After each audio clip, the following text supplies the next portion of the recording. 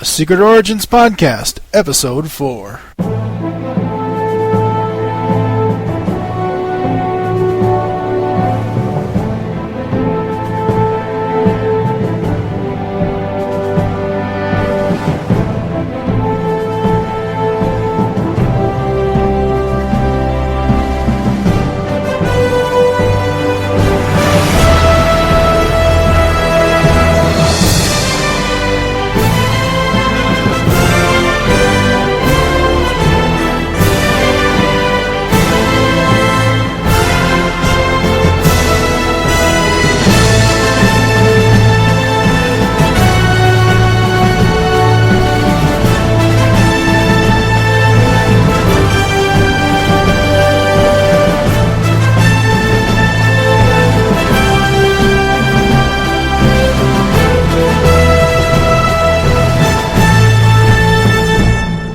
Hello and welcome to episode 4 of the Secret Origins Podcast. I'm your host, DFG and Mike, and joining me on this journey is Lupis Convoy. Hello, sir. Hello, good sir. How are you? I'm doing fairly well. How are you is the better question. I am recovering from a pretty bad car accident. Oh, I'm sorry, dude. What happened? We've been having some pretty bad storms up here in New England. I'm sure everyone's had some really bad storms. Mind you, it's not as bad as DC, but a gentleman apparently blacked out and lost control of his vehicle and went over 4 lanes of highway. And I could not stop fast enough and ended up colliding with him and bouncing him off of the side that he was going to be hitting on a bridge. And it totally demolished my little Volkswagen Beetle. Oh, wow. So Cliff Jumper is dead. It didn't take Megatron. It took a really bad New England storm. Poor Casey Kasem. I know. It'll never be the same. Are you alright, though? Some minor whiplash, neck, cervical stuff, but I'm recovering. That's good. And I'm sorry for everyone that might have missed me on any other podcasts. Because I'm really funny when I'm on drugs. Medical drugs. He says that now, ladies and gentlemen. He says that now. Yeah, because most of the time everyone sits there and goes, "Is he awake?" And I go, "Nah." So yeah. Well, that's better than Steve Megatron. You know, when we end up recording late and he ends up falling asleep, he just turns into Darth Vader. It's like, okay, we don't need Darth Vader here. Thank you very much. Today we will be reviewing 3 more stories from Justice League. Do we have anything else we want to say in this little intro clip? I like vanilla ice cream. Just putting that out there. Okay then, let's get into some episodes. Allow us to introduce ourselves. Justice Guild, roll call. Catman. Black Siren. Green Guardsman. Tom Turbine. The Streak. Yeah. I'm Green Lantern, that's Flash, Hawkgirl, and John Jones. And this is our official Justice Guild Junior Justice Guildsman, Ray Thompson. When I grow up, I'm gonna be a crime fighter. So long as you remember to eat right and stay in school. Right. Jean, what's wrong? A sudden dizziness. So strange. Nothing a tall, cold glass of milk won't cure. I think I have some freshly baked cookies, too. Let's let the men talk. They can talk all they like. Could you excuse us for a sec? I will not be patronized. We need answers here. So maybe, just this once, we can all play along. So, you fight crime and bake cookies. How do you do it? While we're waiting This can't be real. Tell me about it. I almost busted a gut during that roll call routine. It's not that, it's the Justice Guild. They're comic book characters. Okay, so we're going to start off with the first episode that we're going to cover, and that's Legends Part 1. And in Part 1, Metropolis is in awe. Several Justice Leaguers are fighting a giant robot secretly controlled by Lex Luthor from a remote location. It is eventually destroyed when Superman tears it open and Batman destroys its reactor with a batarang. Following the explosion, the Flash creates a whirlwind so as to prevent the robot from falling over his teammates. However, he reaches such a high speed that he inadvertently transports Jon Stewart, Jean, Hawkgirl, and himself into an alternate Earth that resembles an idyllic 1950s town. Pleasantville! That's what I thought. After John prevents a villain from stealing a violin, the League members are mistaken for villains by the Justice Guild of America, the resident superhero team. The Green Guardsman, Black Siren, the Streak, Tom Turbine, and Catman fight the Leaguers, but they cease once the Flash saves their youthful sidekick, Ray Thompson, from being crushed. The Justice Guild makes the 4 Justice League members honorary members of their Tom Turbine explains to the Leaguers the theory of infinite number of alternate universes, each having its own vibrational pattern. He believes that Flash's speed is what caused them to come to their Earth. However, John feels that something is wrong. He remembers the heroes from comic books of his childhood, but never knew that they were real people. Jean theorizes that the creators of the comics must have had a subconscious link to this Earth. What they thought was creativity was actually Flash's the Guild's real exploits. Tom Turbine unveils this interdimensional portal he designs, but lacks a proper energy source to help them return home.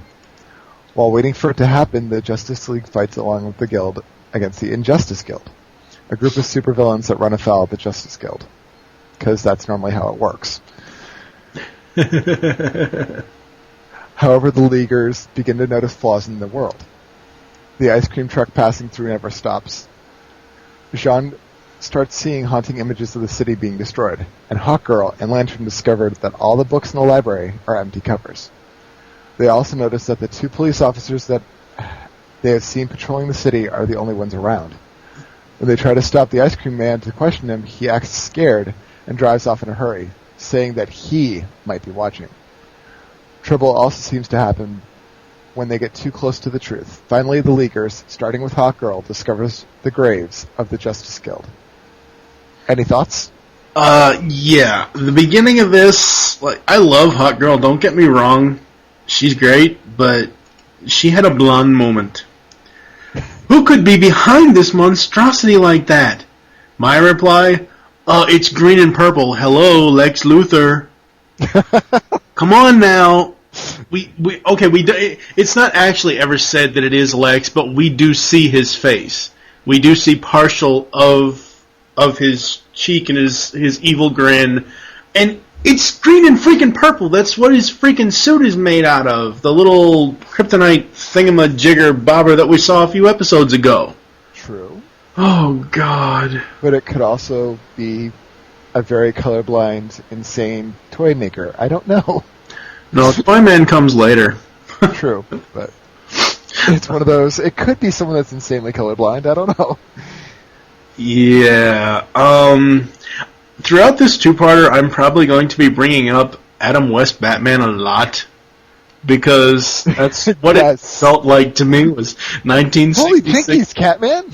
Yeah, exactly. Plus, the Music Master drives a flute. How fucking cool is that? Okay, the first time I saw him, mind you, I haven't seen this episode since it first aired. So I saw this, and I was like, what the hell's the Music Meister doing there? Yeah, it's not Meister, it's Master. Okay, same thing. No, I know what you're getting at, but was this the original idea behind the Music Meister later on, or I'm a little, because it looked really, really similar. I'm not sure. I think all of these designs, both the Justice Guild and the Crime Syndicate, were takeoffs of the Justice Society of America. Yep. and their villains. They could not do it direct. The DC would not let them do a direct representation, so they had to change it up a little bit. Unfortunately, no, you have season 1 on Blu-ray, don't you? Yes, I do. Isn't there the commentary on Legends Part 2? There is. I need to rewatch that then. You watch that then, because Bruce Timm talks about that on the commentary. I'm very... I want to know what the actual reasoning behind them not being able to use JSA characters. I think, like I said, had the right to use all of the DC catalog. Well, it's funny. Michael Powers from the Lunch Table and myself and Steve Megatron last night recorded Geekcast Radio Episode 9, where the topic was how network television has gone down the tubes, at least in my own opinion it has. And I know this is way off the subject of this episode, but we started talking about DCAU and Warner Brothers and DC Comics, why Warner Brothers owns DC. Why can't they use their characters in certain things? And at this time, when Justice League was on, there was a huge bat embargo on. That's why a lot of the Batman villains aren't in Justice League, save Joker. And now I don't know the whole story behind it. I'm not really sure, but like I said, go back and listen to that commentary on the. I think it's either Legends Part 1 or Part 2. I forget which one it is.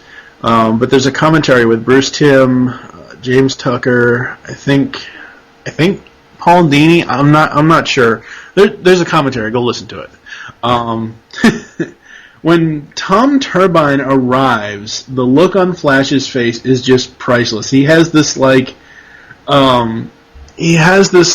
cringing look on his face. Just the animation of Flash was just so priceless to me.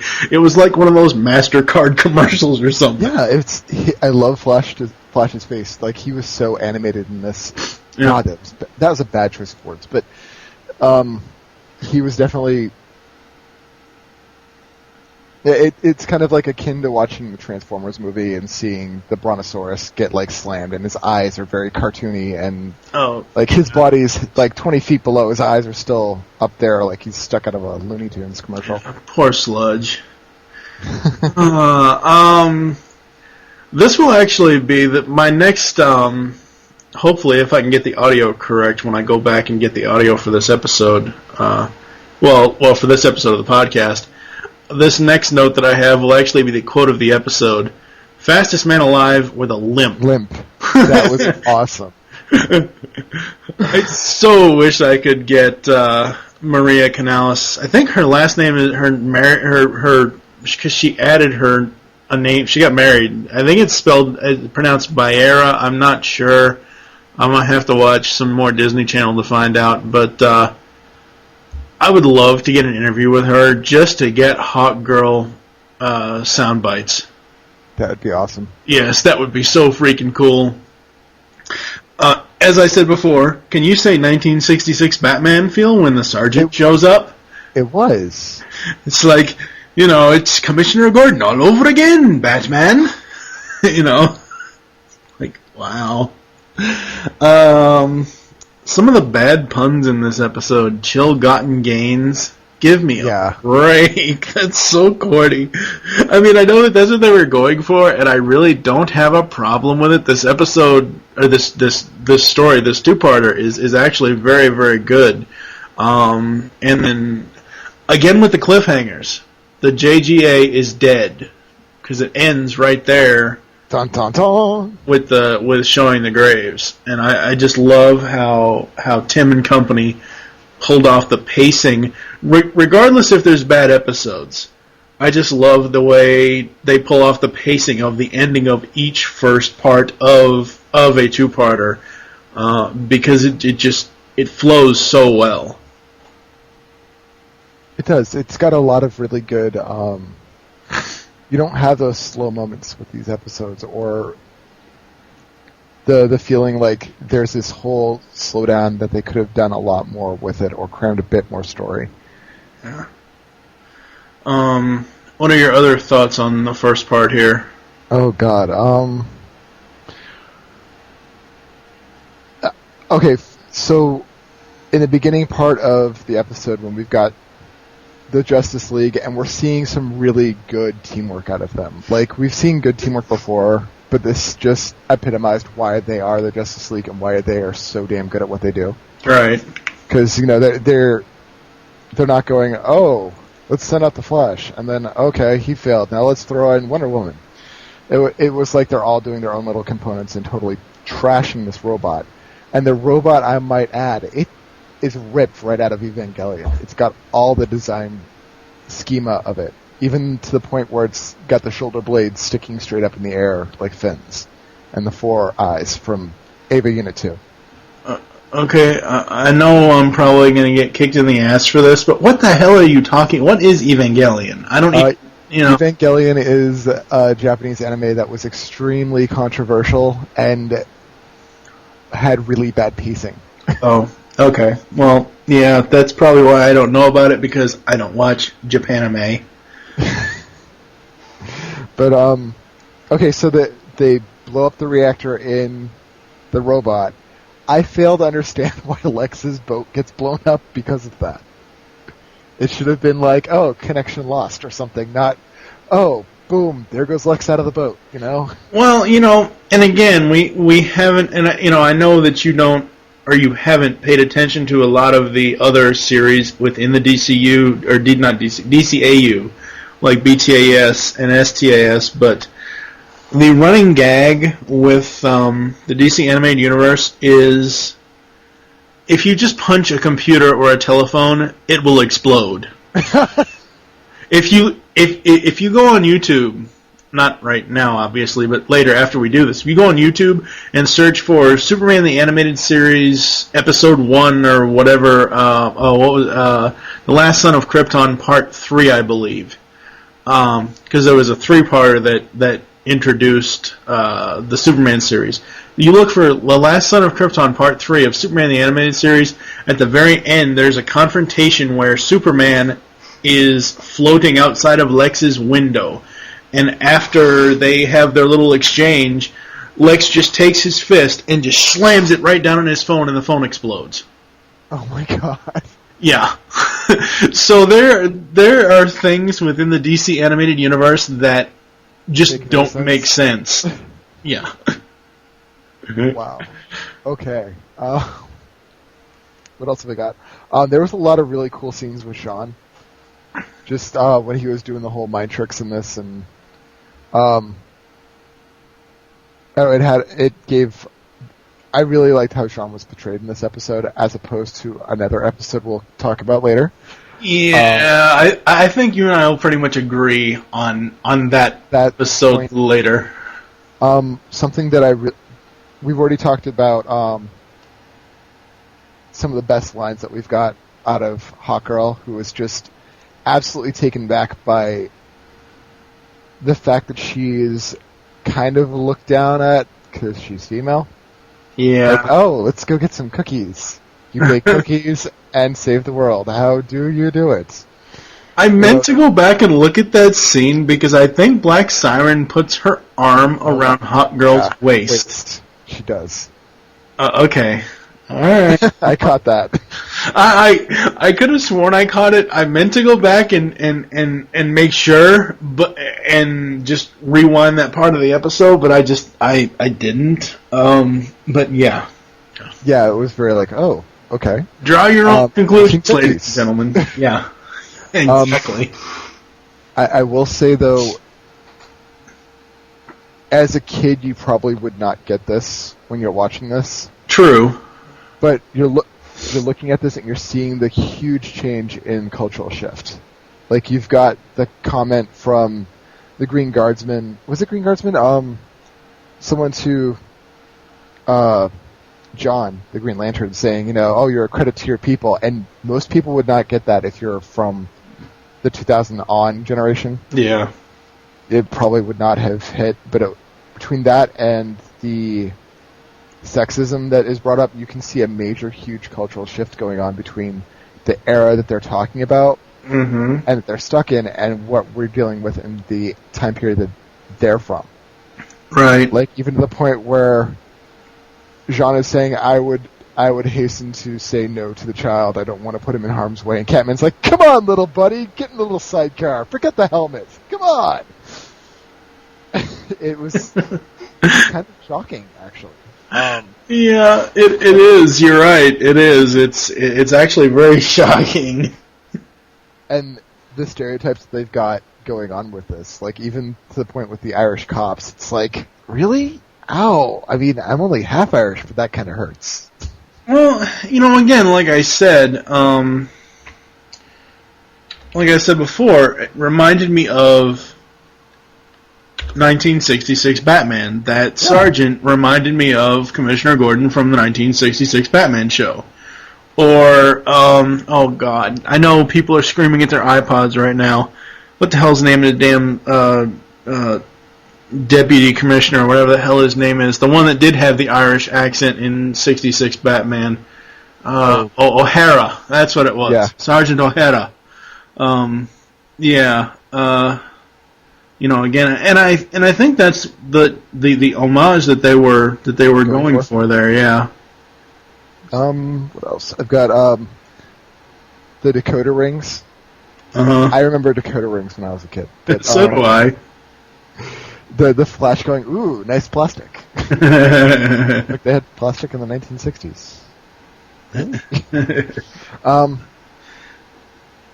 So I, for some reason I wrote down, the magic mace holds no power over music, because it just didn't work when she was fighting Music Master. Yeah, no. I love the fact that she was just going to blow up, like, the Orville Wright plane. In essence, that's what they were going for. Yeah.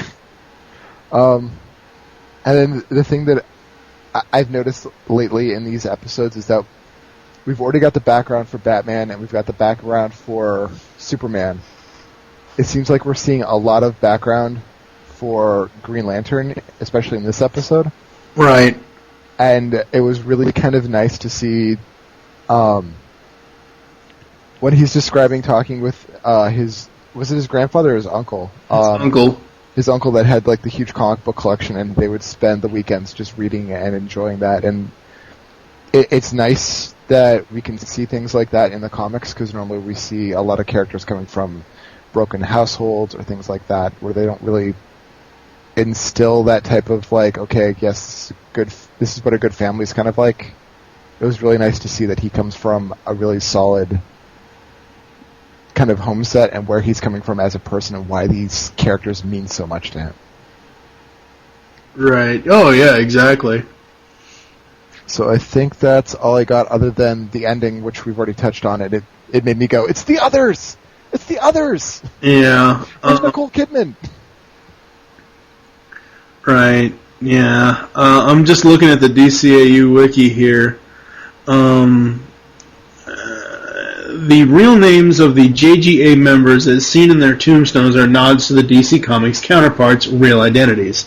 Yep. Green Guardsman's real name is Scott Mason. The Golden Age Green Lantern is Alan Scott. Black Siren's real name is Donna Nance. Black Canary is Dinah Lance. Catman's name was T. Blake. His name of Batman Rogue was Thomas Blake, more commonly known as Catman. And Wildcat's first name is Ted Grant, so the T may be for either one. Likewise, the Injustice Guild is a lampoon of the Injustice Society, the rivals of the Justice Society in the comics. The Music Master was based off of the Fiddler.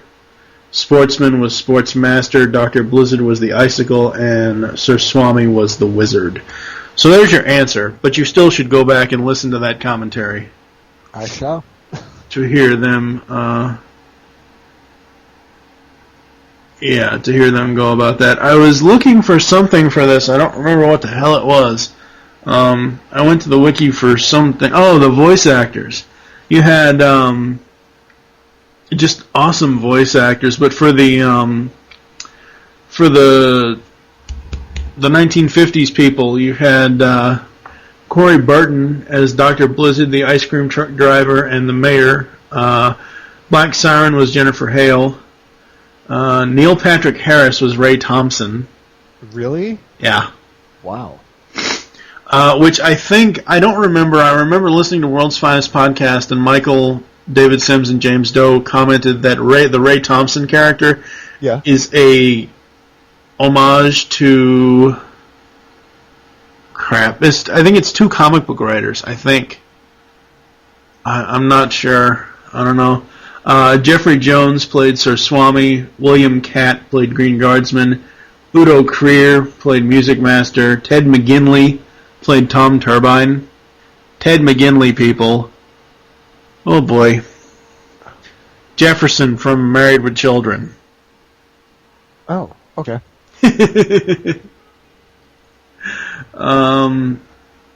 Just overall, this first part was very well told. That they, every time they kept getting closer and closer, things would always start to happen, and that will unravel as we get into part 2.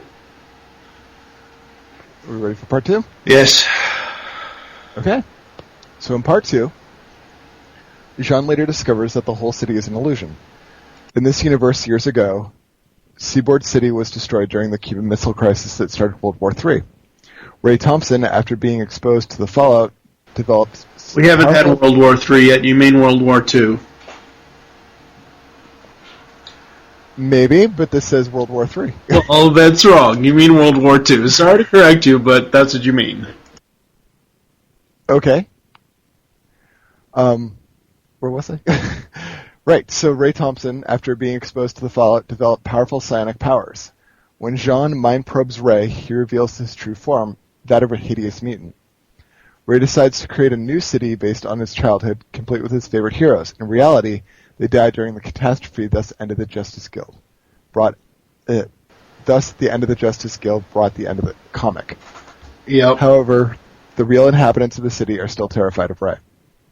The Leaguers battle Ray, but are outmatched by his powers. The Guild hesitates, realizing that defeating Ray will end their existence. Then they decide it doesn't matter and join the League. Together they manage to strain Ray to his limits, knocking him out. Without his concentration, the city disappears, and so does the Guild, and the ruins of a destroyed city appear. The survivors emerge, having been stuck in the fantasy world for 40 years, vowing to rebuild their city, while the Leaguers use a device built by Tom Turbine to return home, powered by Lantern's ring. Back in the real world, Lantern is mourning the deaths of his heroes. He says it doesn't make sense when they weren't real to begin with. Hawkgirl says they still sacrificed themselves to help the League, and that was reason enough to mourn them. And I know a lot of people have brought this up. I've read it on the DCAU wiki. If John... I'm sorry. Sometimes John Stewart is not only a mean jerk, he's a dumbass. He has the... okay, now, maybe people out there can correct me, maybe you can correct me. He has the equivalent to the power cosmic that the Silver Surfer uses. Okay? He has this giant-ass power ring. And in episode 1, when Tom Turbine shows them the thing that they're working on, yes, granted, I know they're going to stay and help their world. But why the hell didn't he just do it then? Why didn't he just power the thing in the, when they first saw the little time doohickey machine gateway, Stargate SG-1 reference or whatever? I think it was, from their viewpoint, they don't know specifically what type of energy source they needed because Tom didn't specify. True. So maybe they're thinking like nuclear reactor or something along those lines. So it was one of those, maybe we'll just give it a shot. I hope you have notes for this one because I have exactly 3 notes. Can you say again, Bat Phone from 1966 Batman? Yes. I'm like, if you look at it from my perspective, I'm like, why exactly would you put a glass dome over an emergency phone? Like break glass to use the phone?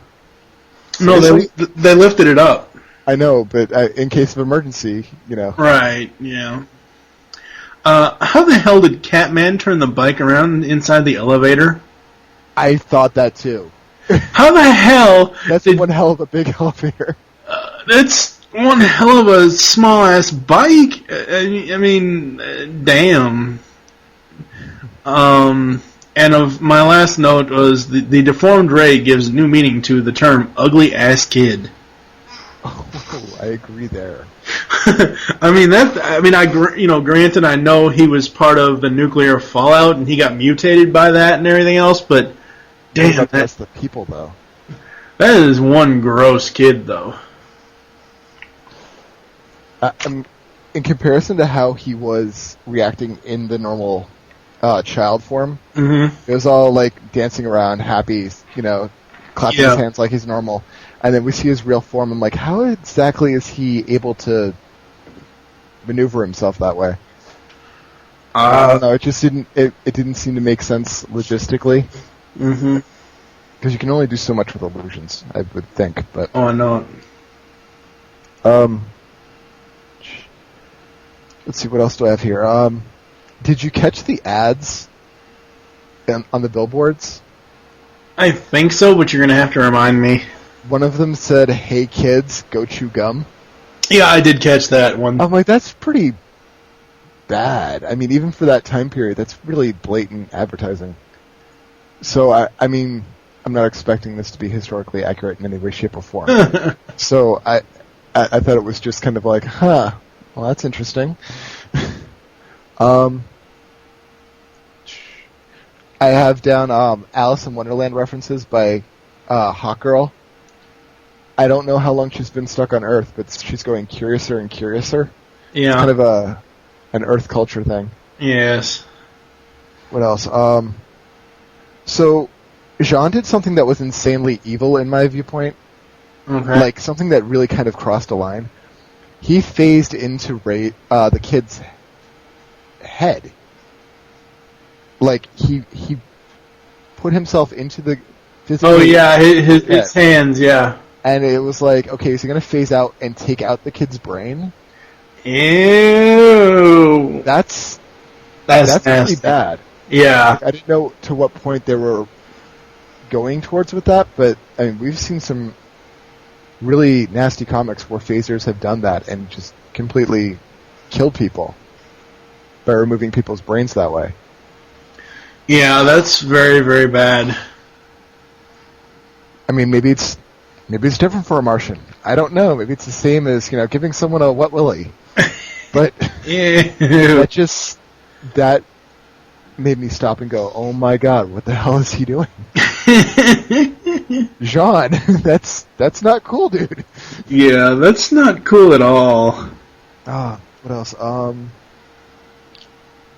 Yeah, the entire time I'm like, they don't even have Diana in the background when they get back to the...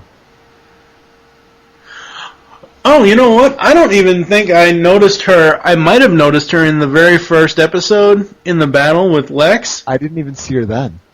She might not have been. Well, that's another thing we need to bring up. Most likely we'll bring it up when we do the final recap of the entire podcast. But throughout the first and second season, I believe... They cycle people in and out. Where the hell are the other ones when they're not doing adventure-type stuff? But I'm guessing Bahamas. Well, in GL and Hawkgirl's case, they're probably having hot wing sex. Dear God. Well, we know... You like some buffalo sauce with those? Oh, God. Oh, dear. That hurts. Oh, damn. I can't believe I came up with that. That's so awesome. But one of the things I like about this, and again, it's something that you're going to have to go back and watch in the new Batman Adventures and Superman the Animated Series, is that you mentioned earlier of the fact that we've gotten so much of Batman and Superman's, backstory or whatever. They had pretty much really rotten chemistry back when they first met, and they still kind of do now at this point in the series. But I like in the beginning where Superman's ripping open the Lex suit. He's like, all right, Batman, you're going to have one shot at this, so you better make it count, because if you don't, we're all fucking dead or something. But at the same time, it's like, it's the Batman. Yeah, it's the goddamn Batman. He never misses. Of course not. Oh, what else do I've got? Is it the end of the episode? It's like, aww. Yeah, exactly. And then Hawkgirl. Yep. This is then I think the funniest thing had to be the nuns and the dynamite. Yeah. The nuns and the dynamite. They're like, oh, we're all gonna die. Ooh. Yeah. It just that just made me laugh insanely out loud. I'm like, oh, haha. Yeah. Never mind, like, Green Lantern's like, okay, I saved them. Or, not Green Lantern, the Flash is like, yay, I saved them. I'm not going to pay attention to where I'm driving now. And that's all I've got for this episode. Okay, we will be moving on. She's been here, but she doesn't have the stone. Yet. How can you be sure?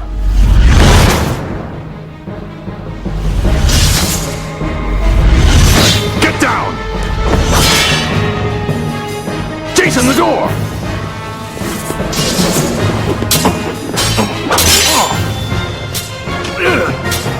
It's sealed shut!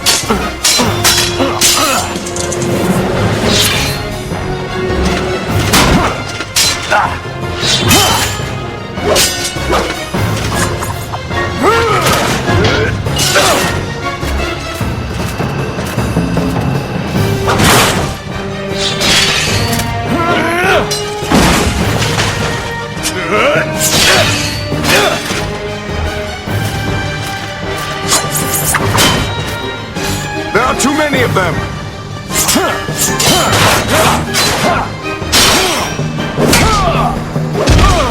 Gone! Gone! The form of man! Rise the demon Etrigan!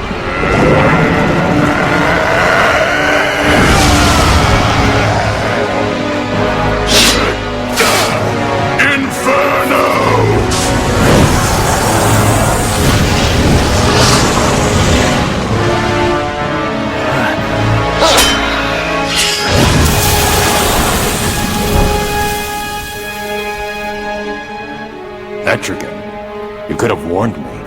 Next up, we have Night of Shadows, Part 1. And we start off with a prologue, and it's set in medieval England, and Camelot is under siege by an army of demons, commanded by the sorceress Morgan Le Fay. Inside the castle, a knight named Jason Blood secretly opens a gate, letting her forces in. She embraces him as her love, and then gives him a poisonous kiss that cripples him. As chaos envelops the castle, Merlin looks down at Jason and remonstrates. For his selfish and misguided love, he has doomed Camelot. Merlin curses Jason with immortality and possession by the demon Etrigan, never to rest until he has defeated Le Fay and atoned for his crime. In modern day, a feeble elderly man is wheeled out of a rare bookshop. While Batman is investigating, Jason approaches him. The two men have met before. Jason explains that Morgan is seeking the Philosopher's Stone that Merlin hid from her. It will give her the ultimate power she needs to conquer the world and give the kingdom to her young son, Mordred. Now, I need to give you some backstory on this. They met back in Batman the Animated Series, the Demon Within episode. Okay, So I think I've seen that. Okay, well, that's where, just to bring everybody else up to speed, that's how that Batman knows Jason. Well, it's a goddamn Batman. He knows everyone. True.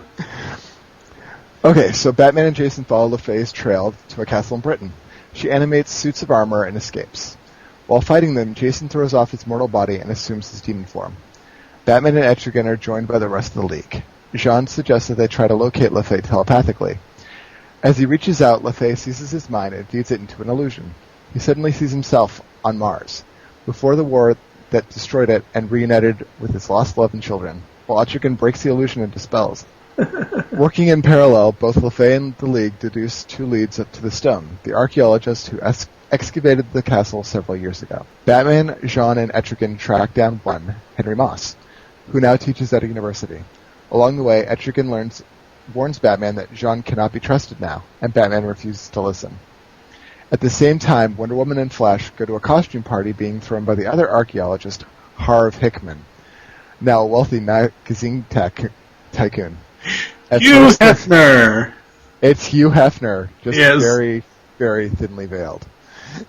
At first, their superhero costumes fail to impress the guards, but Harv immediately takes a shine to Diana, calling her a goddess because of her beauty and revealing armor, kissed her hand, and lets her in. Morgane... Is it Morgan or Morgane? Well... Because I go by the old... I go by the old... I go by Morgan Le Fay is what has every time that I've read an Arthurian story, that's what it's been said. But apparently in DCAU it's Morgane. Oh. At least in this two-parter, I'm going to have to look up kid stuff and see what it is in that. But remember, kids, don't mix up Morgan Le Fay with Le Morgane or Le Morgan. That'd just be horrible. So Morgan appears in Moss's home, who turns out to be Jean in disguise. Batman and Etrigan attack, but Morgan retaliates and hits Jean with another vision of his family. Jean hesitates, giving her the opening to seriously win Batman and escape. Thoughts, good sir? Well, I do have to point out that Jean's wife is voiced by Pam Grier in The Illusion. Mm-hmm. Yeah. First off, I love Arthurian stories, so that's a positive point in this two-parter. The Morgan Le Fay design reminds me of the chick in the BTAS episode Mean Seasons. Actually, I purposefully, because I've already grabbed the audio for this episode, I purposefully grabbed the audio where Jason changes. Gone, gone the form of man, rise the demon, Etrigan! I love that. That's just so awesome. Again, another awesome point is Batman with a sword. Yes. And not just like... when I saw that, I was like, holy crap, is Batman a Scadian? Wow. Oh, what was up with the demons? Because they looked like they were escapees from Warworld. Not to bring up the episode that shall not be named, but... Yeah, I know. It's probably reused animation, I'm not sure. I don't think it is, but it might be similar character designs. Similar. Might not be reused animation, but it might be similar character design. The first and only time we ever see Jean's family. We finally get his wife's name, Miria. Yeah, Myria is what he... Oh, sorry. Well, Myria. no, I mean, that's how it's spelled out, but he calls her Myria. But, I just hastily chicken scratched it on my piece of paper, so... Yes. I've said before that I watch, at the time I'd been doing, when I first started doing this podcast, I had also been watching Alias on the side, and Carl Lumbly, who voices Jean, is in that show. And this was the first episode, the only time that I can actually tell the difference between Jean's voice and Lumbly's actual own voice was when he says, "My dear children." It sounded more of Lumley's own voice than it did. Now, I don't know, I've said this before, I don't know if they used some sort of vocal effect on his voice at all to have that metallic, robotic, alien type of sound. But yeah, that's the only time I was ever able to tell that it, I mean, obviously it's the same guy, but, just one of those things where, I picked it up. We already mentioned Hugh Hefner. Yep. And this is my last note on this one, but Jean is the dumbest Martian ever. I can see being under that spell of an illusion once, but 3 times? Well, it brings up the fact that I wrote this down, that what type of closure does Jean really have? None. Because what happens? He goes to sleep. He wakes up suddenly. These monsters are attacking another planet. He tries to save them, and then he's on guard duty for the Justice League. I mean, what real closure does he have over the deaths of his family, his people, and his culture? None. But again, Yeah, I mean, I'm just thinking that. No, I understand where you're coming from. I truly do, because it also calls. It doesn't call back to it. It actually foreshadows the episode for the Man Who Has Everything, wherein that Mongol reappears and has this black mercy plant heart thingamabob that he puts on Superman, and it gives the wearer, their heart's content, and it's Superman with a low Lana type of character. I don't think it's actually said whether it's Lois or Lana, but they're all on Krypton, they're married, they have a kid, they have somewhat of a crypto dog. I think the dog is actually called Crypto. You like crypto. I'm not saying it's a bad thing. I'm just saying I'm just going off my memory, because obviously that episode is way down the line for us. But it's the same thing here, where someone has used Jean, has used his memories of what he had against him or what he could have again. Same thing for Superman later on. But, once is enough. He knew. Oh, I agree. He knew after, I would say, the second time. He knew that it was an illusion. He knew, that it wasn't real. And I just wish they wouldn't have done it 2 other times. I'm totally with you there. I mean, he should have known better. But and as a character, that is not something that he should have done. True. Even with the complete lack of closure that he has had as a character. I mean, honestly, if, my parents were suddenly coming back to life in an illusion, I'd be like, okay, I know this ain't real. Sorry. Not going to fall for this one. Yeah. I will honestly say that I would be taken back and I would not react as quickly or something like that, but I can't really sit there and say that I would be faced by it multiple times. Yeah, exactly. I think, what else do you have for part 1? Let's see, I put down, the question of who the voice of Morgan Le Fay was. And it's the same voice actress. Is it Elizabeth Dabo? No, it's Olivia Dabo. Olivia Dabo. Yeah. Who does Star Sapphire, which is why I was like, the hell does that voice? It sounds so familiar, and I really like it. Yeah. Huh. What else? Okay, Mordred is a complete little shit. Oh, yeah. Don't even get me once we get to kid stuff, he becomes an even more little shit. The point where he was playing, effectively Doom. Yeah. I was like, what the hell is going on here? The fact that we've got this really insanely powerful telepath, right? He's Martian. They speak through telepathy. It's a natural occurrent thing, and he is pretty damn powerful when it comes to the DCAU. Right. And Morgan Le Fay suddenly says, oh, it's a rank amateur. It's like, oh, crap, who the hell are they really fighting here? Well, alright, I can kind of discount it because there's a difference between having telepathic powers and having magical powers. I mean, that's like Superman being hit in the face with Hawkgirl's mace. I mean, the magic is going to affect him, unlike anything else can, because one of Superman's weaknesses is magic. So, that's one way I can I see where you're coming from, but I can also kind of discount it because she uses fucking magic. Okay, but then it's a question of what type of telepathy is it? Is it naturally occurring, or is it magical based, or is it, you've got Jean who's got the naturally occurring, because that seems to be a trait of Martians. Right. So, I don't know. Moss, the poor guy, he's just chilling out at home. And never mind that he looks like one of the, red herring villains from Scooby-Doo. Yeah. He does. Yeah. And I'm like, oh, he's going to be the bad guy. He must have stolen it. Yes, he does. That's kind of sad, actually. He kind of sees Etrigan, and the poor guy, nearly dies. Yeah, he goes into shock. But to be fair, Etrigan didn't really give him any choice not to go into shock. This is true. This is Etrigan we're talking about.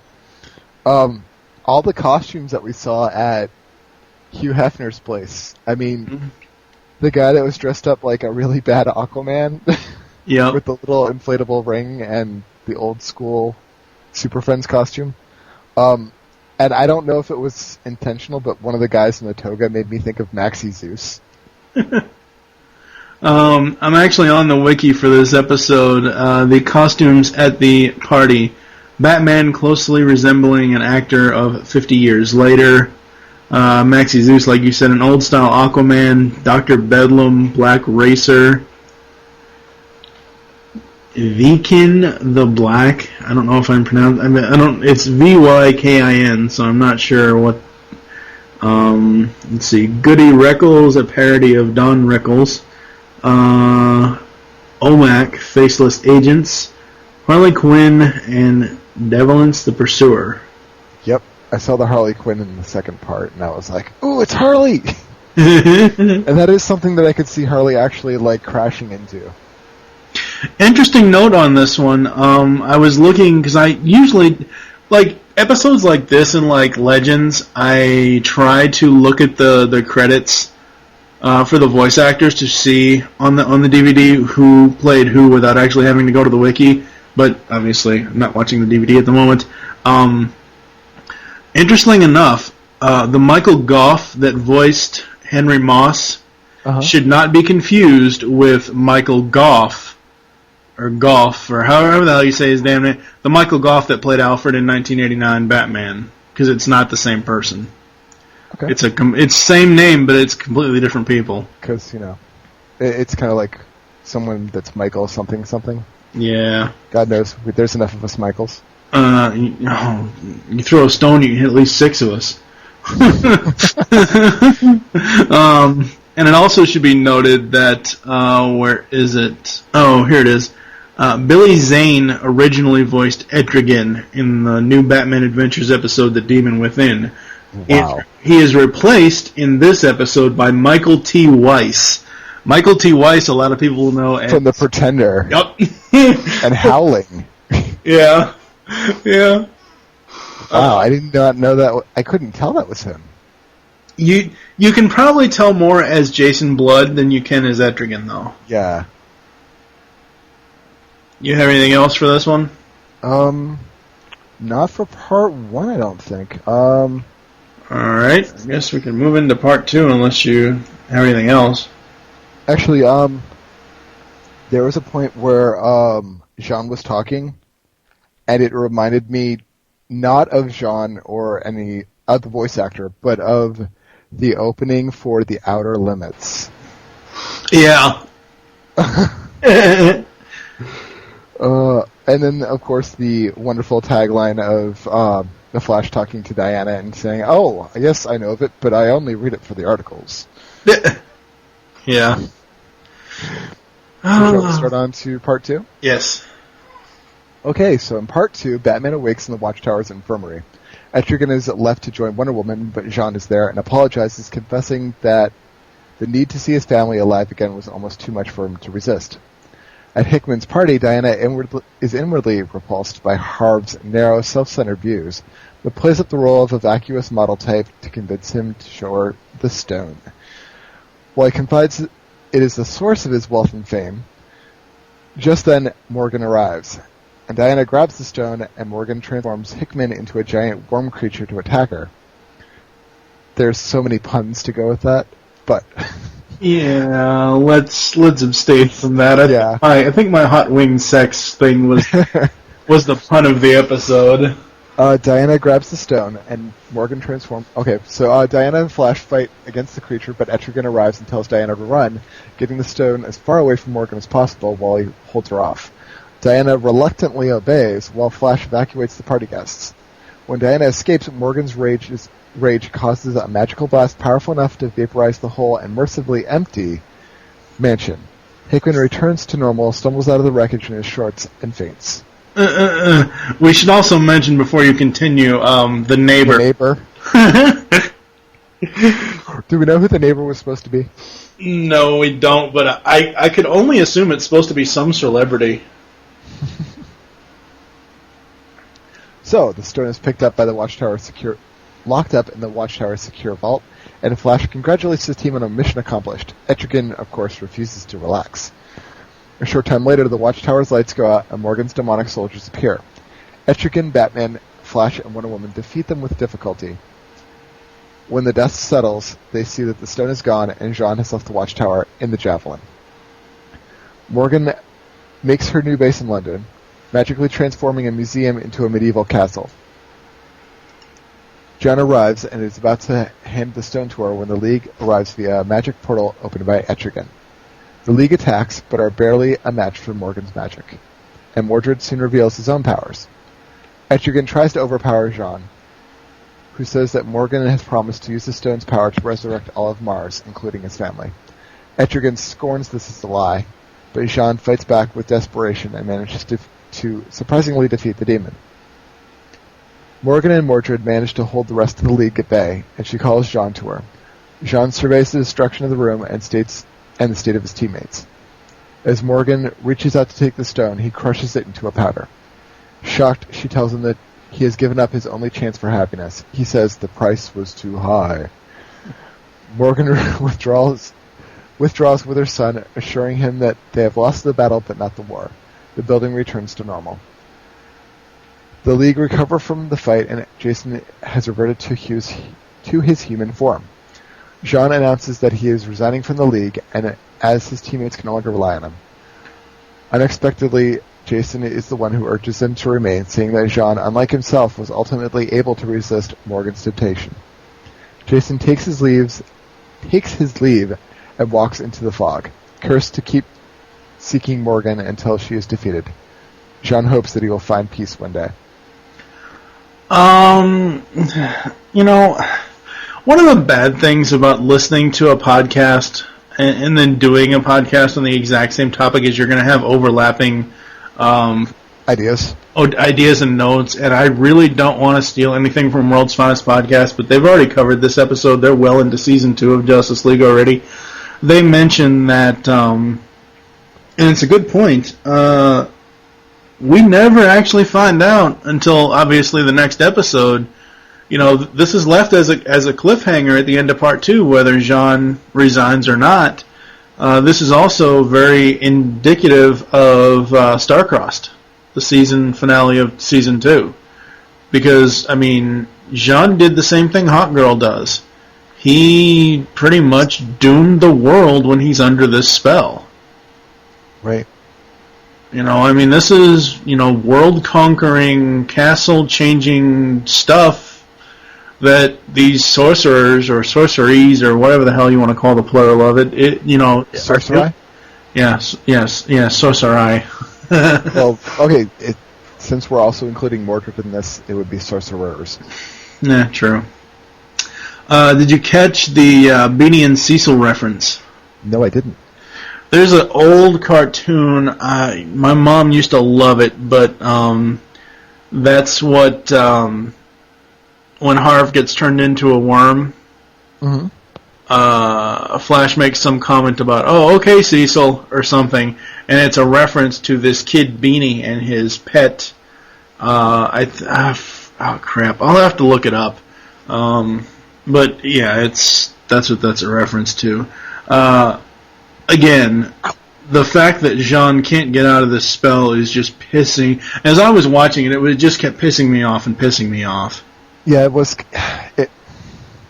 I felt it was a disservice to the character, honestly. Yeah, because he is such a strong backbone, and he is the heart of the Justice League. But now we're seeing him as someone that can't separate this fantasy of something that he really wants from the reality of what's really going on and what is going to affect his new family. Yep. And all of his friends. Yep.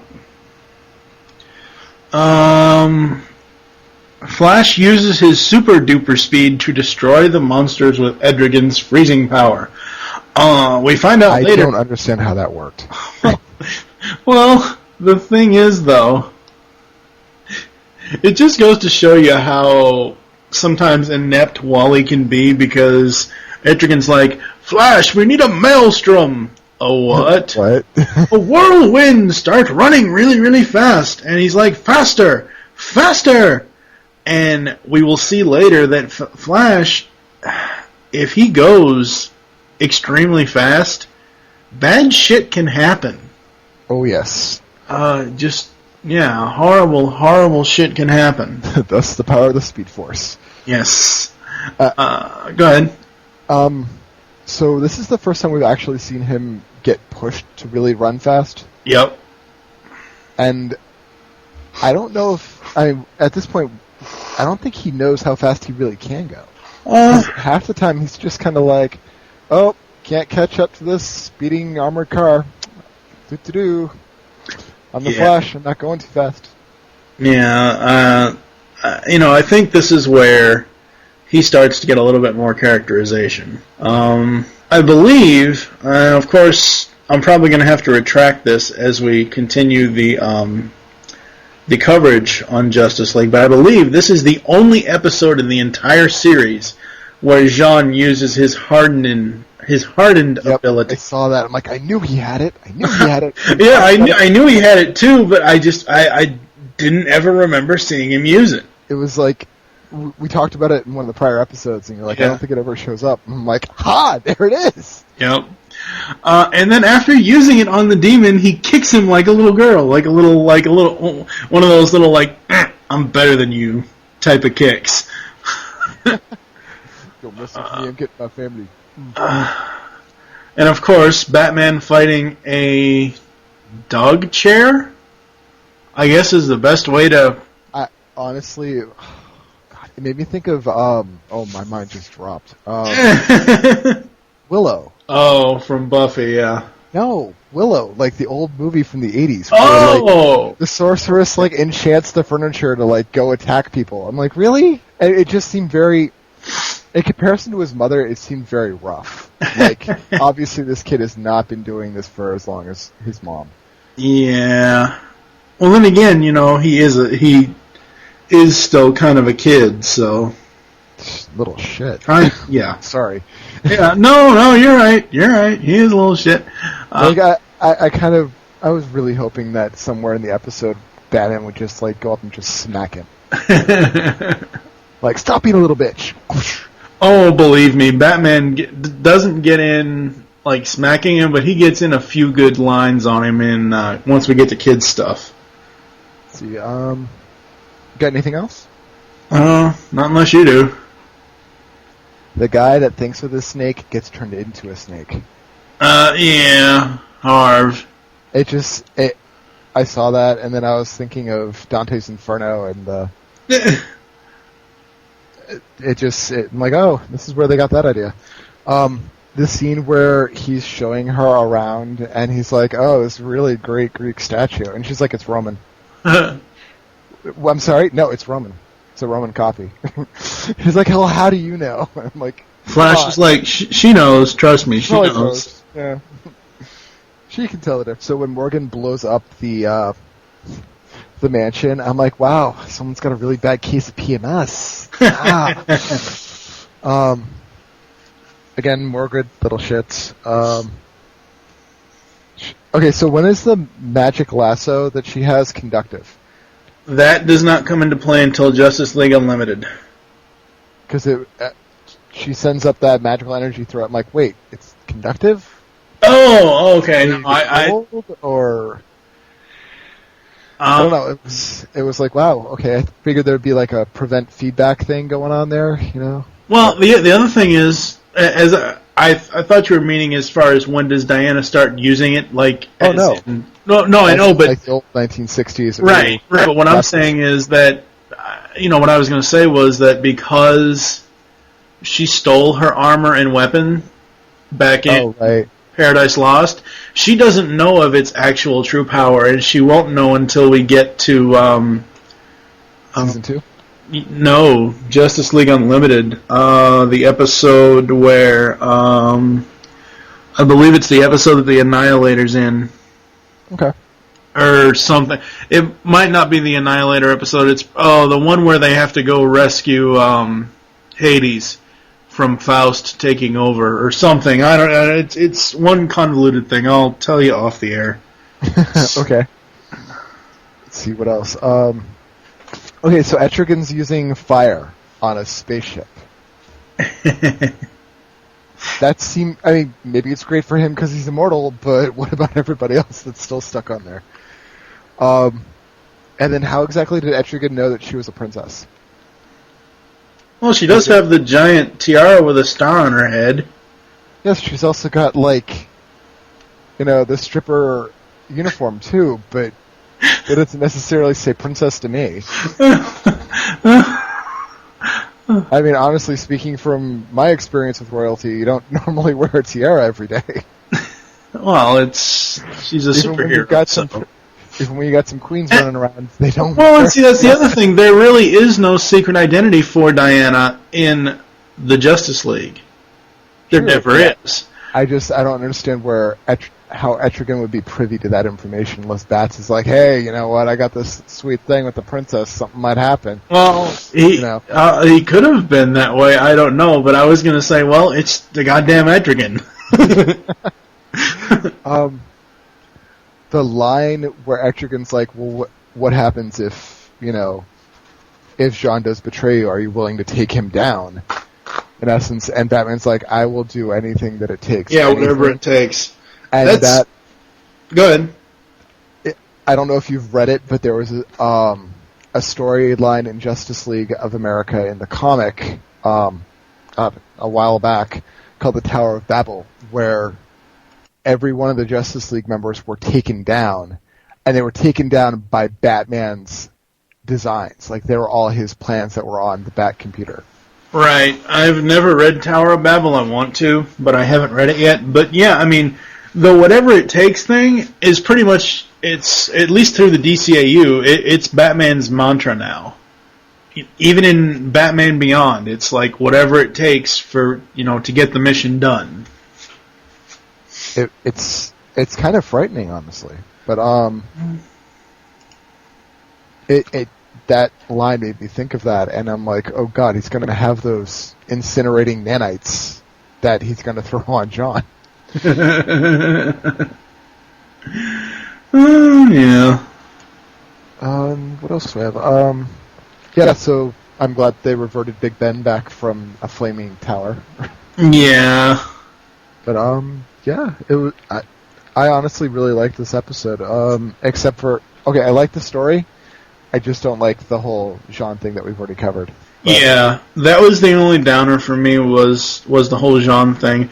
And I'm not sure if you noticed, did you notice an animation flub with Etrigan? Oh, no. When they're in the tower and he's sitting on whatever he's sitting on and the lights go out, his shape, actually James from Once Famous Podcast pointed this out in their episode, but his shape changes without him moving. I don't know if I don't know if it's the colors on his design or whatever, but like when the lights are on, he's one color. When they go off, it's like his whole model shifted without him actually moving. Behold the power of being a demon. Oh, there you go. Yeah. Something I do want to bring up though is a lot of the facial shots and stuff of Etrigan. Now, mind you, what we've seen in this episode, and it'll come up prevalent in the next episode. I don't know if they're going for a specific art style to go back to the comics or whatnot to make it more noticeable, or people that might be fans of the comics and they might be drawn into, oh, hey, there's an episode with so-and-so in there. Mm-hmm. But the character design and the art style when in certain shots harken to Hellboy style. Yeah, they kind of do. It was like, I don't like that art style personally, but it just made me think of that when they were doing the face shots, especially in the first part of the episode during the prologue. Right. And whenever he would transform. Yeah. Well, I will say this now, Etrigan rules, but baby Etrigan in kid stuff rules even more. Okay.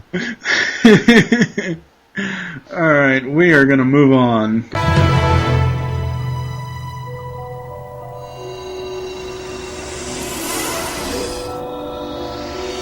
Mace! Where are you? Right here.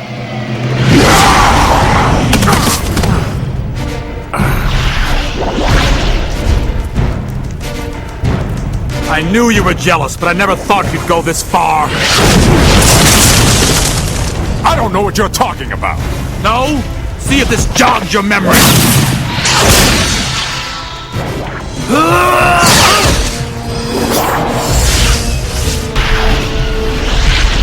Are you getting this, Jabba?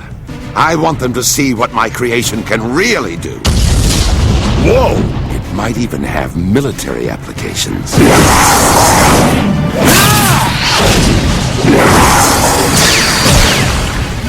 I won't let you take her from me. Mace, you're making a big mistake. No, you did.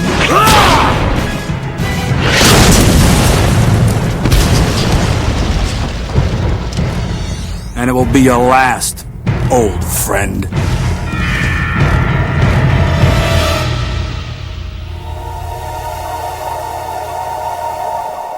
And finally up today we have Metamorphosis.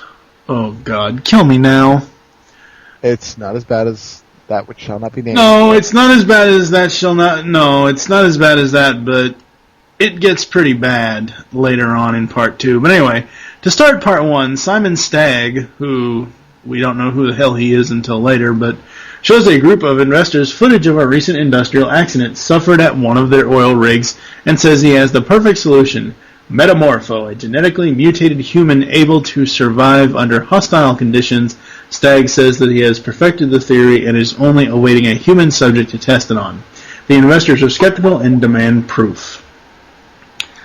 Aboard a commuter train, Stagg's henchman, Java. Now, I could have sworn when I was watching this, he called him Jabba, as in Jabba the Hutt. No, seriously. I wasn't sure, honestly. I'm not sure either, so I'm going to have to go back and look in the DVD credits and check it. He is carrying a briefcase of mutagenic chemicals toward the city, which Stagg tells him not to let out of his sight, but as soon as Jabba... I'm just going to call him Jabba, as in Jabba the Hutt. It sounds a lot better than a cup of coffee. It just does. Hangs up. An attendant tells him that personal luggage is not allowed and he'll have to stow it. Confused, Jabba surrenders the briefcase and is placed in the luggage compartment. Before long, the train's vibrations spill the chemicals inside, and the reaction with the train's hull causes it to derail. Green Lantern arrives to minimize the crash. Yeah, minimize. He couldn't actually freaking stop it. Again, these rings are supposed to be all freaking powerful, and he couldn't freaking stop it. Oh, jeez. While he is examining the train, he is hailed by a familiar voice and is surprised to see his old Marine Corps comrade, Rex Mason. Mason says he is now a high-placed executive with Stagg Enterprises and was also a passenger on the train.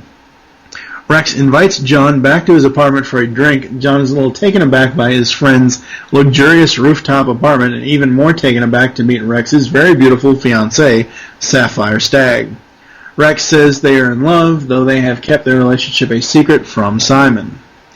While they are talking, John receives a call from Batman, who is investigating and I love how Batman just sneaks in.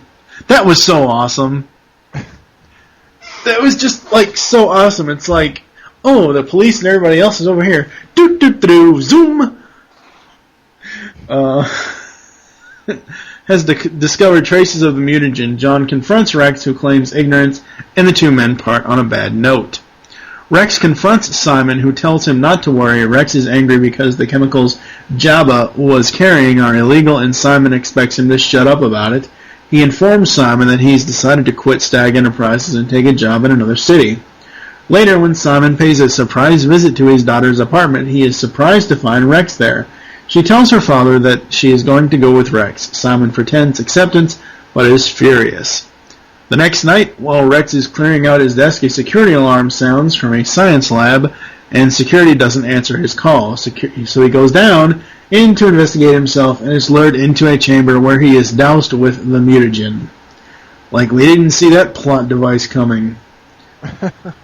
When he regains his consciousness in a hospital bed, Simon and Sapphire are standing over him, looking horrified. He looks in the mirror and sees himself transformed into a multicolored mutant. Screaming, he rushes out into the night. This is very much like the Two-Face two-parter from BTAS. This whole episode, this first part, because, you have... Back then you had Harvey Dent going into this chemical plant and chemicals get spilt on him, and his fiancée Grace ends up running out of the hospital room after seeing his deformed face. So very, very similar to the BTAS episode Two-Face. Out on the street, he wanders in front of a truck and is splattered all over the front.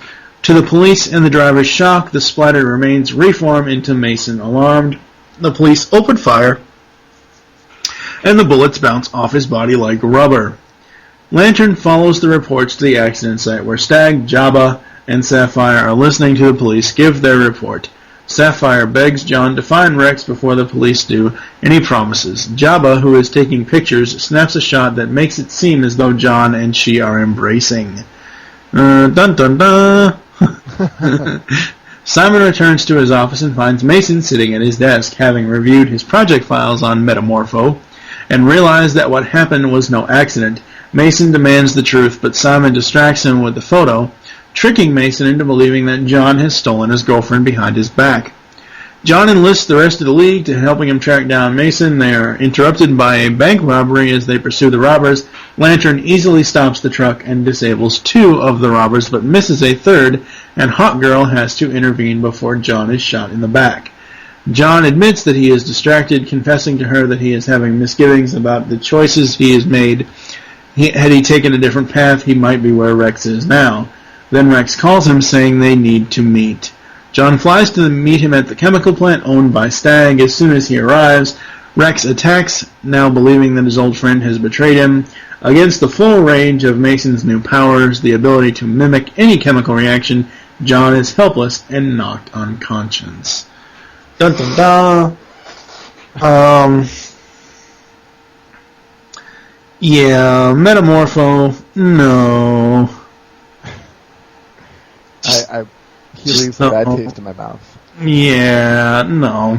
At first I thought it's been a while since I watched this episode. Not since I watched it for, obviously, this recording, but before that. When it starts out and we see the workers, I thought that was actual part of the story, not a TV film thing. The workers just stand there till an explosion goes off. What the hell?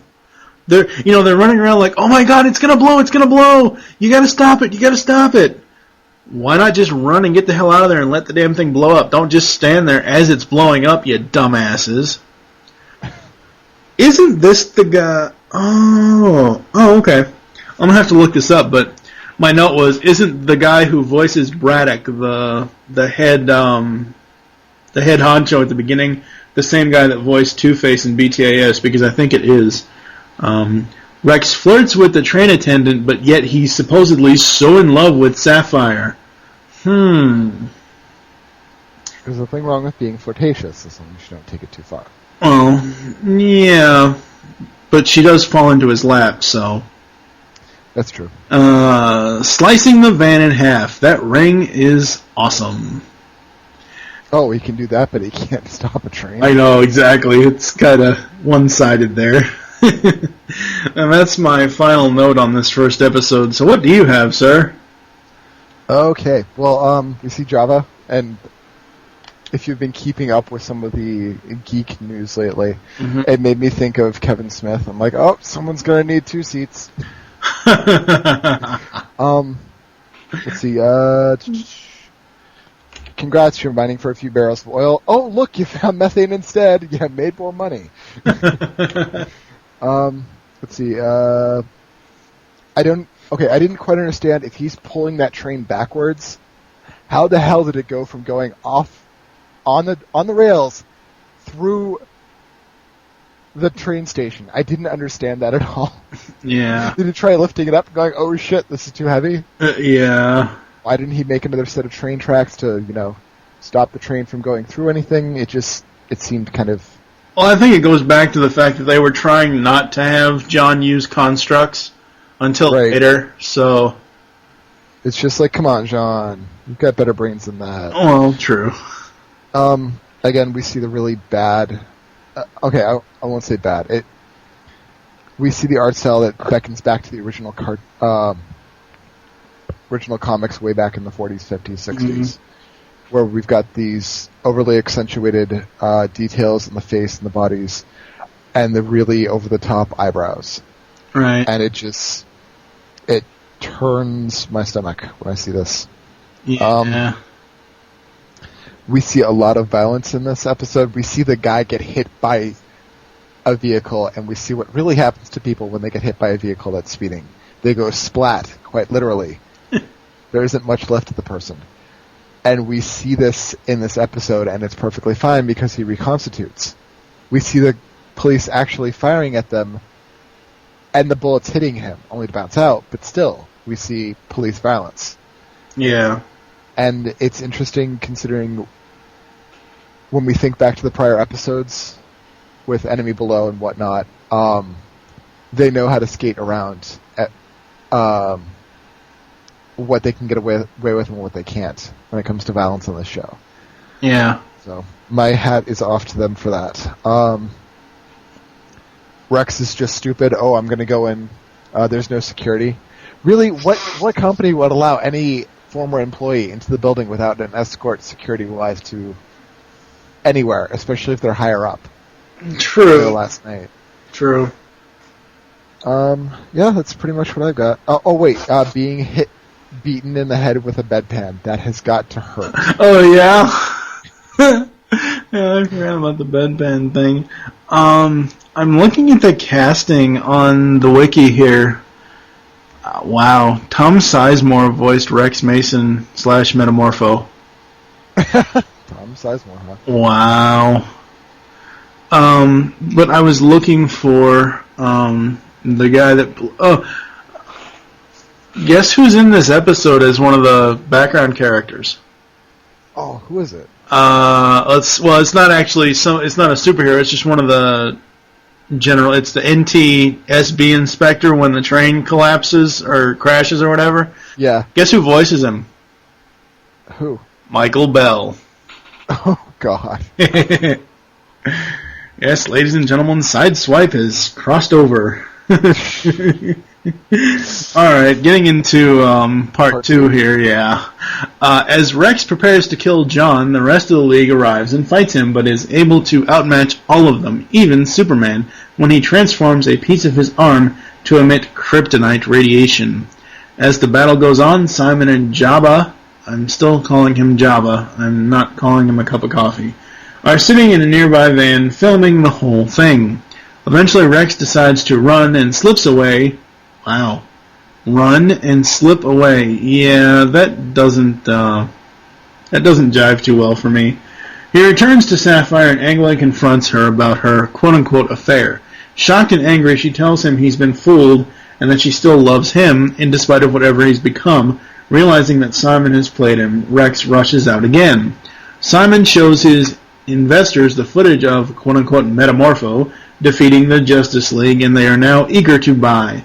Simon confides to Jabba they are now in the process has been proven he can create a better Metamorpho and doesn't need Mason anymore. Mason arrives in time to hear this and is ready to kill Simon, but Jabba stops him by spraying him with liquid nitrogen, freezing him solid. Okay, that didn't work out too well. Well, he breaks free later. Sapphire calls John and tells him the latest. John reassures her that, and is surprised to hear from her, that Rex has followed his career avidly and even been jealous of him, the selfless hero. The two of Simon's thugs plan to dump the frozen Mason somewhere, but he thaws out first and escapes the truck.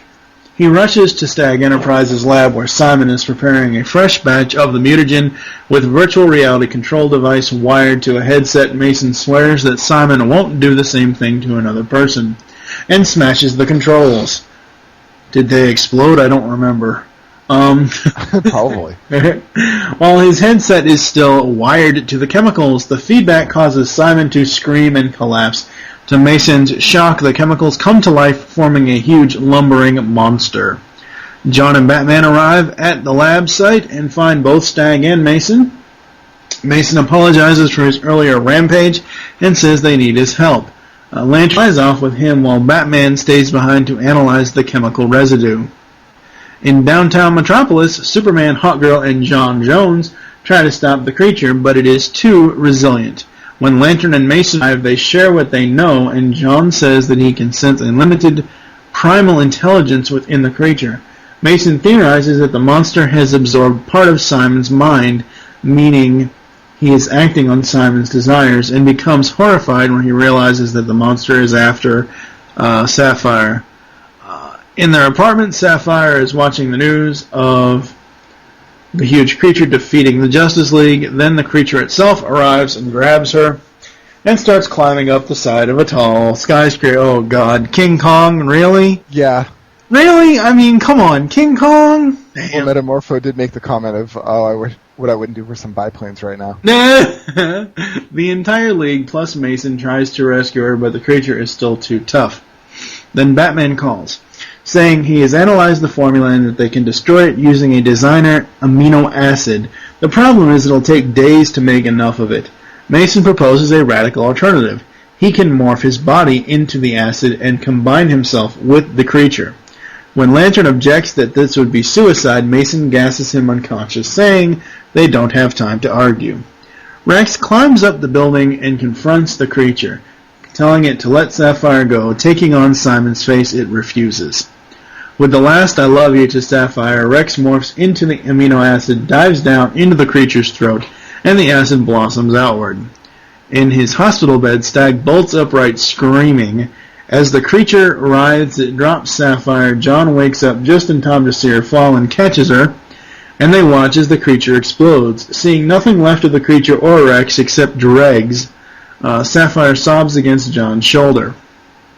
The League assembles on the balcony of the apartment to console Sapphire, and John says Rex was a true hero. As Sapphire cries, one of her tears falls into a puddle of the chemical, which begins to rise from the ground. To the other's amazement, it resolves itself into Rex, alive but not unscathed. Wouldn't want to do that again. As Sapphire throws herself to his arms, Hawkgirl winks at John, still regretting the road not taken.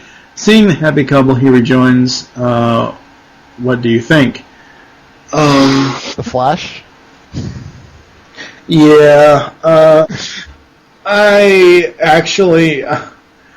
don't know what I was doing this past weekend when I was doing the research for these episodes, because for some strange reason, I didn't actually finish watching this one.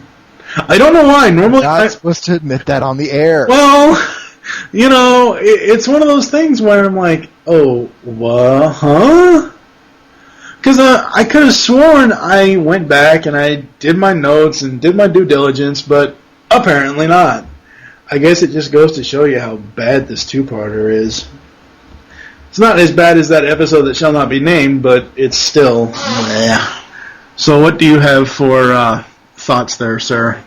Okay, the first part of the episode when the two, quote, friends are beating the crap out of each other. Mm-hmm. And Superman just comes down and takes, like, the fire right to his chest. He's like, oh, I'll take care of this. And Superman's actually super for a while. Like, he's beating the crap out of Metamorpho. He's like, oh, look, fire. Yes, that's going to do much. Wham!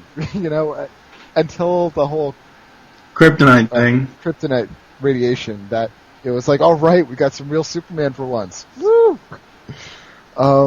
I do have down Simon's little creature is a giant walking booger. Yep. Never mind that they're accusing Metamorpho of this. And it's like, wait, Batman, the world's greatest detective, doesn't seem to, you know, get news feeds or information about a giant walking snot monster. Really? Yeah. Really? No, there's no news flashes or Jean up in the watchtower, you know. Where's Snapper? Yeah, I was gonna say, where's Snapper Carr when you really need him? And what else? Okay, Hawkgirl throwing her mace at the monster and it does nothing. Mm-hmm. And I wrote down, see, no good comes from throwing away your magic mace. You don't do that. I was lost as to how Metamorpho could get through an energy field of the Green Lantern ring. Like, he just turned into gas and went right through. I'm like, really? Mm-hmm. Really? How? That's supposed to protect people in space. Yeah. How? It's one of those things where they're not real consistent with the ring's powers. Yeah.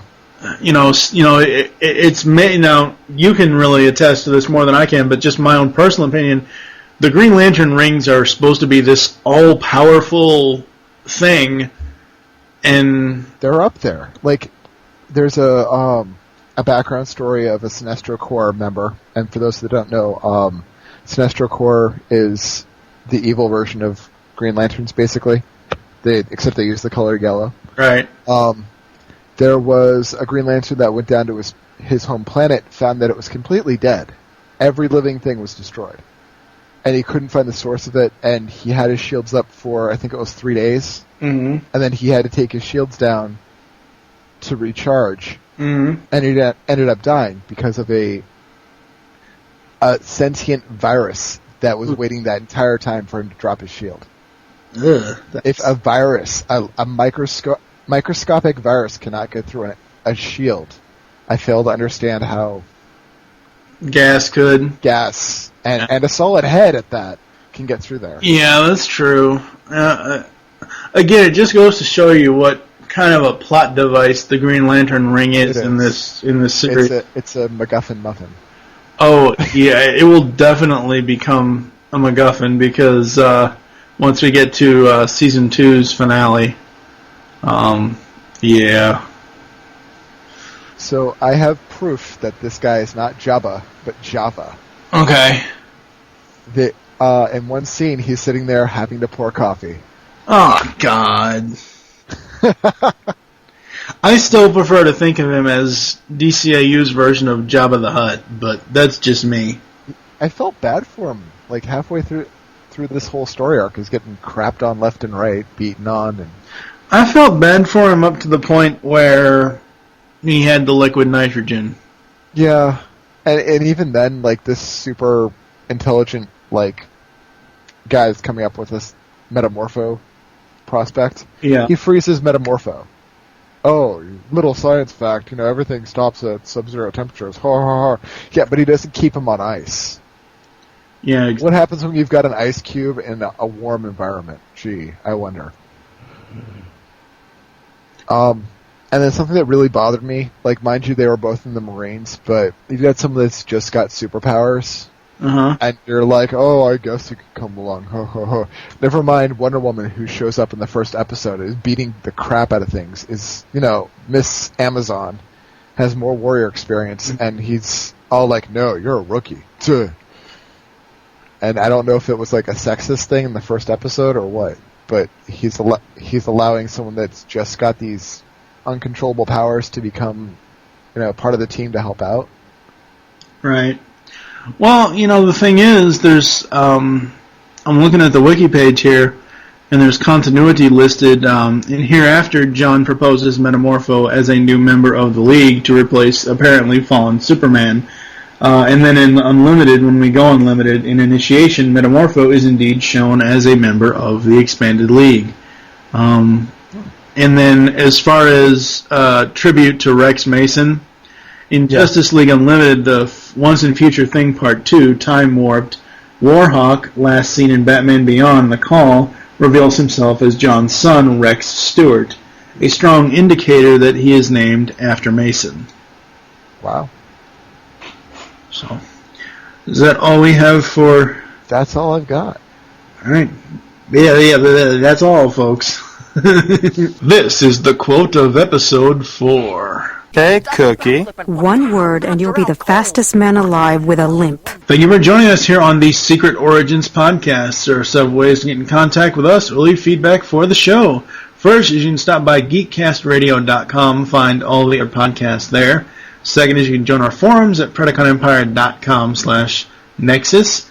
And the third is you can leave the show feedback in iTunes. I'm going to have to check and see if we have any feedback in iTunes yet, even though we're only 4 episodes in. We have a voicemail line. Call us and leave us your thoughts on each episode. Be sure to say which show you're leaving the message for and your name. The number is 502-526-5821. You can follow us on Twitter. The show name there is Secret Origins. Mine is TFG and Mike. And what is your Twitter?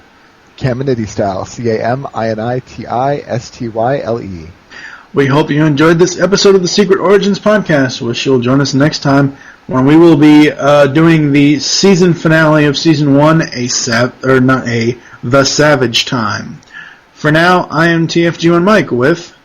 Lupis Convoy. Until next time.